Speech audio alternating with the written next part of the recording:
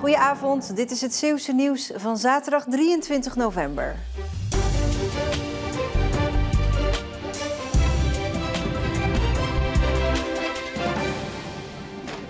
Ja, het is niet heel ingewikkeld naar mijn idee om karton en papier en plastic te scheiden, maar ja, voor sommige mensen is dat lastig.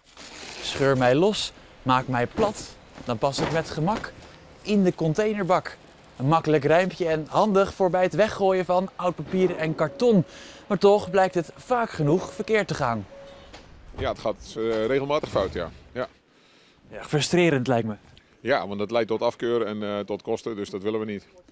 En daarom is er een nieuwe campagne in het leven geroepen. Want in de zogenaamde OPK-bak worden nog te vaak vieze pizzadozen, luiers en stukken behang weggegooid.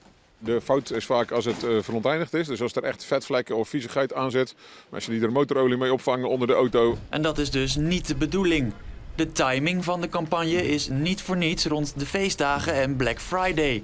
Veel mensen bestellen dan online en blijven met karton zitten. De kracht van de boodschap zit ook wel in de herhaling.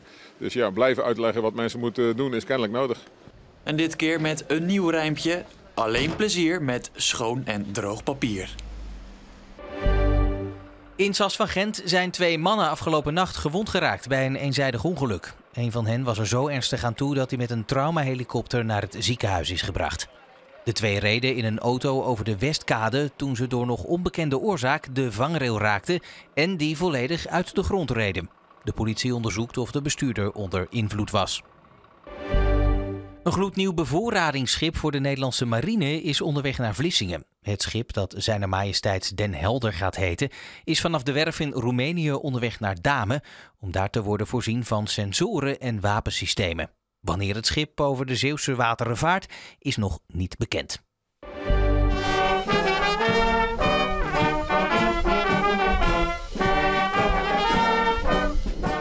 Ook dit weekend brengt Sinterklaas veel Zeeuwse plaatsen weer een bezoekje. Meestal per boot, soms te paard of zoals hier in Hoedekenskerken per spoor. Ongeregeldheden zoals vorige week in Ierseke waren er niet vandaag. Een stevig windje was er wel. De stichting Eurojin organiseert allerlei activiteiten om de minima in Vlissingen te ondersteunen. Het is een initiatief van 2 inwoners. Wij wonen zelf ook in het middengebied. En daar zag je gewoon kindjes in de winter met een heel dun rokje en geen jas aan, op de slippertjes, zonder sokjes. In de wintertijd? In de winter. Zonder jas zag je buiten lopen. Ja. En dan denk je bij jezelf, ja maar jongens, is dit Nederland of is dit Vlissingen of hoe je het dan ook wil zeggen? De stichting heeft dan ook maar 1 doel. Armoedebestrijding in Vlissingen. Dat is eigenlijk dus het doel. Nogmaals, dat we ook heel veel aanvragen hebben. Wat betreft mensen wat niet rondkomen. Mensen die wat enigszins uit huis worden gezet. Die helpen wij. Maar ze moeten wel laten zien dat ze een inschrijving hebben van... tot de minima behoren. En dat is dan tot 130% van de bijstandsnorm. Mensen die in het bezit zijn van de zogenoemde minimapas komen in aanmerking voor een aantal acties. We hebben een actie lopen voor patékaartjes, omdat de Cine City wordt paté. Dan krijgen de kinderen 2 bioscoopkaartjes, zodat ze met ma of met pa naar de bioscoop kunnen gaan. Ja, klopt. Dan hebben we de Sinterklaasactie. En die is nou echt heel erg leuk. Ja. Voor kindjes die wat dus, of de ouders die wat dan geen geld hebben om de kinderen een Sinterklaas cadeautje te kopen.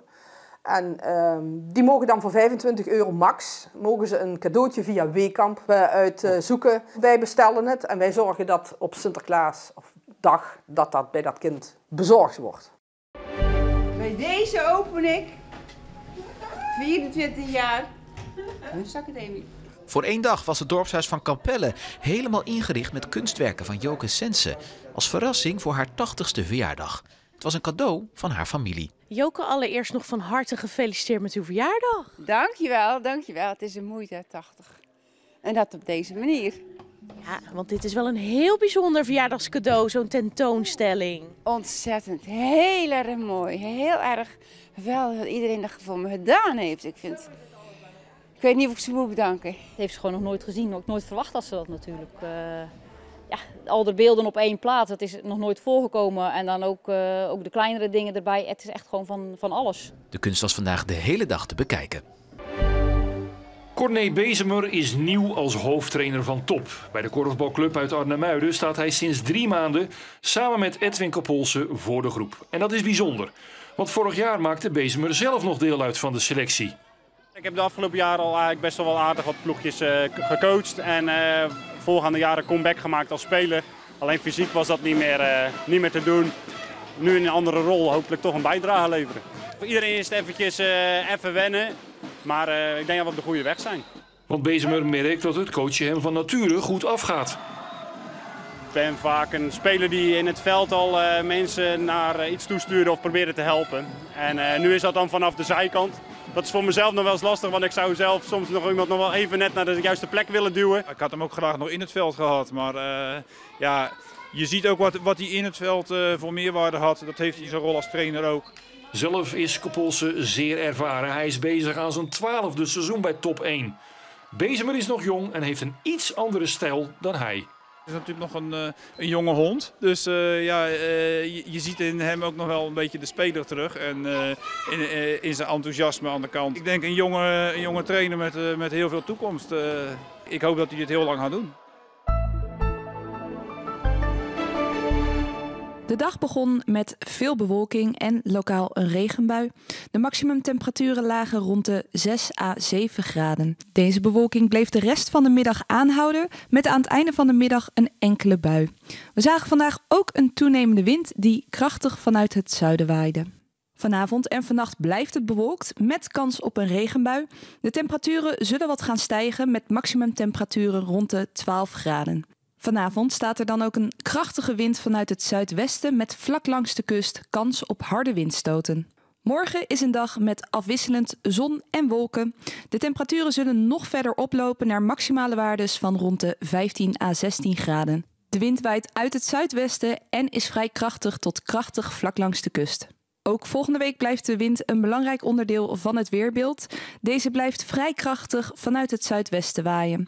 We zien dan ook een mix van zon, wolken en regenbuien met maximale temperaturen rond de 12 graden. Dit was Zeeland Nu. Zometeen Zeeland de Week met daarin een overzicht van het Zeeuwse nieuws van de afgelopen week. Fijne avond.